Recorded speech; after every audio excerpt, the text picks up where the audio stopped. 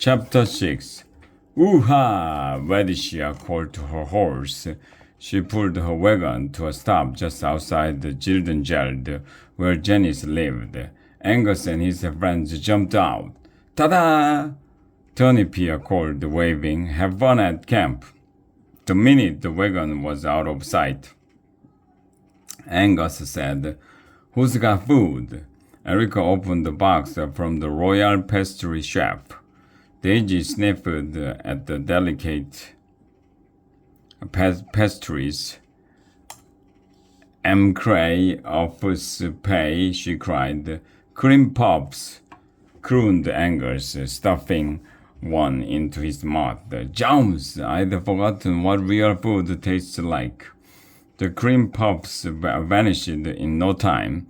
Then Wigglup and his friends hiked up the hill to Gildengeld. Just outside the town, two shepherds came by with a small flock of sheep. Excuse me, shepherds, said Wigglup. Where does Squire Smotherbottom live?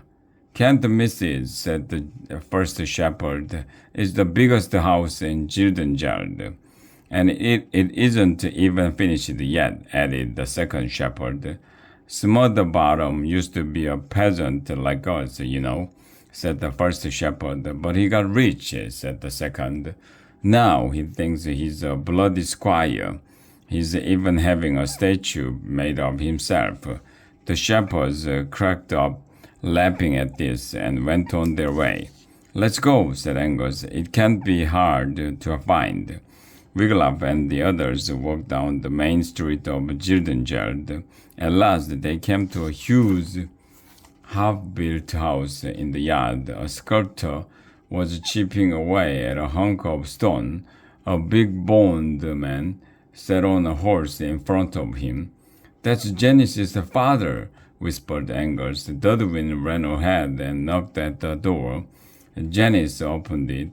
She had bandages on her face and neck and arms. All right, she exclaimed when she saw her friends. I thought it was the new nursemaid. Janice was chewing a wad of gum and holding the biggest, boldest baby Wigglup has ever seen. Ooh, whooped the baby with glee. Come in, yelled Janice over the baby's oops. Watch your step. It's crazy in here. Workers were everywhere, measuring and hammering and sewing. What are you guys doing here? Janice yelled over the noise. We came to see if you want to go to camp with us, Wigglup shouted. Angus handed her the parchment. I will hold the baby while you read it, offered Wigglup, who liked the babies. Be careful, Janice said as she handed him the baby. Bibbs bites. Bibbs grinned, showing two upper teeth and two on the bottom. Janice read the parchment and looked up.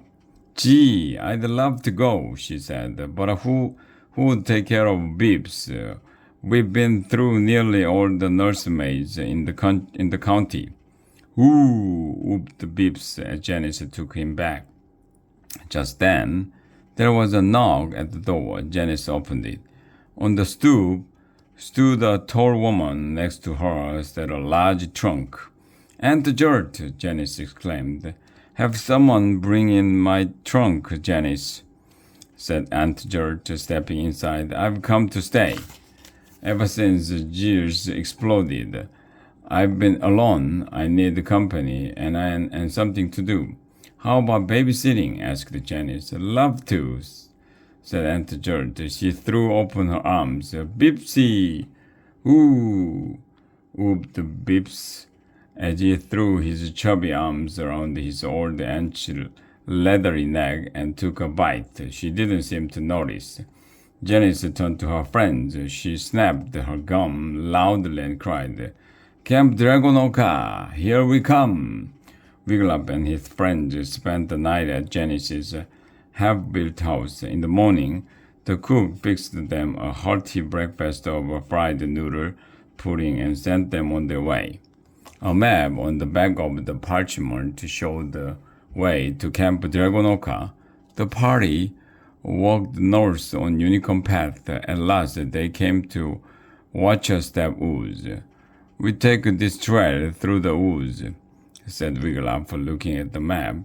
"It will lead us to Dragonoka Bridge." Into the woods they went. "It is dark here," said Janice. "Darker than the dark forest," said Erica. Because of the odd name of the woods, Wiglaf watched his step on the trail.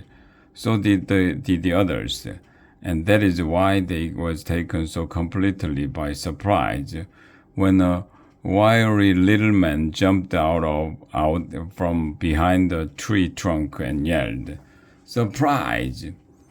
"Ix-yai!" cried Daisy. The little man had wild white hair and a long tangled beard. "Crazy Louie here," the little man said. "Part-time lunatic, full-time hermit. Maybe you've heard of me." We met you once, sir," Wiglaf said when he had found his voice. "On our way to the Cave of Doom." "The Cave of Doom?" cried the hermit. "Why, that's where I lost my mind. You haven't found it, have you?" Wiglaf and the others shook their heads. "Too bad," said the hermit. "And now I've lost my map. How can I find the gold without my map? And how can I find anything without my mind? Ooh, it's me."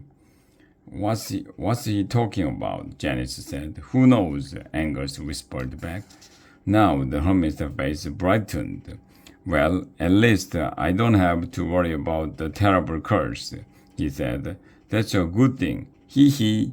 He began skipping around in a circle, singing, "Lost my net, lost my mind, hope I won't lose my behind." Still singing, Crazy Louie skipped off into the trees. "That is one naughty hermit," said Janice when he was gone. They set off through the woods again. "I'm hungry," said Angus. It was way past lunchtime, and they had not had a bite to eat since breakfast at Janice's house. But they had no food, so they walked on. They had not gone far when they heard the voices ahead of them on the trail. "Alas and alar," someone wailed. "'Tis all over my new boot."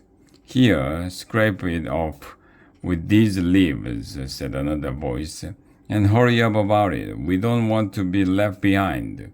Wiglaf and his friends rounded a bend in the trail and saw dozens of lads and lassies about their age. They were walking up the trail to Camp Dragonoka. Right in front of them, a lad sat in the middle of the trail, scraping his boot. "Toblad!" Wiglaf cried. Toblad looked up. "I stepped in something foul," he whined. A lass stood next to Toblad, handing him leaves. She turned and glanced at Wiglaf. "I know you," she said. "You slew the dragon Gazil." Wiglaf nodded. It had been an accident, but still he had slain the dragon. "I'm Zelda," said the lass. "I was to be Gazil's breakfast. You saved my life. Did you get some of Gazil's golden hoard?" "No," said Wiglaf. "Pity," said Zelda. "I took bags of gold from Gazil's cave." "Erica, Wiglaf, Angus!" someone cried. Wiglaf turned and saw Princess Gwendolen of Gagglethorpe running toward them. "Are you on your way to Camp Dragonoka?" asked Gwen. "Yes," said Dudwin. "Excellent," said Gwen. "I went to Camp Pinecone for princesses last summer, but this summer I'm ready for outdoor adventure. Come on, let's run. I can't wait to get to Camp Dragonoka." "This is camp?" said Angus, peering through a crude wooden gate. "It sure doesn't look anything like a Camp Pinecone," said Gwen. Wiglaf swallowed. It was not at all what he had imagined either. He had pictured grassy fields and trees and a big sparkling blue lake for swimming and boating and healthy outdoor exercise. He had pictured cozy cabins and smiling counselors. But what met his eyes was a steep hill. There was no grass, no trees, only blackened tree stumps poking up from the charred ground. A few filmy tents, a lake coated with green scum, and next to it a giant mud puddle. A flagpole stood next to the largest tent. Over it all hung dark gray clouds. "P.U., this place stinks," said Dudwin. "Maybe it's the stuff on my boot," said Tobled. "No," said Zelda, "it's the camp." She sniffed the air. "Smells smoky, like burnt shrewberry." "More like burnt skunk," muttered the big lad. Wiglaf saw that it was a moose from the brain power tournament. "Are we supposed to sleep in those tents?" said Gwen. Janice snapped her gum. "Oh, so what if the camp isn't fancy?" she said. "At least we're all here together. Come on, what are we waiting for?" And they all ran through the gate into Camp Dragonoka. As they ran, the thrill of a whistle split the air.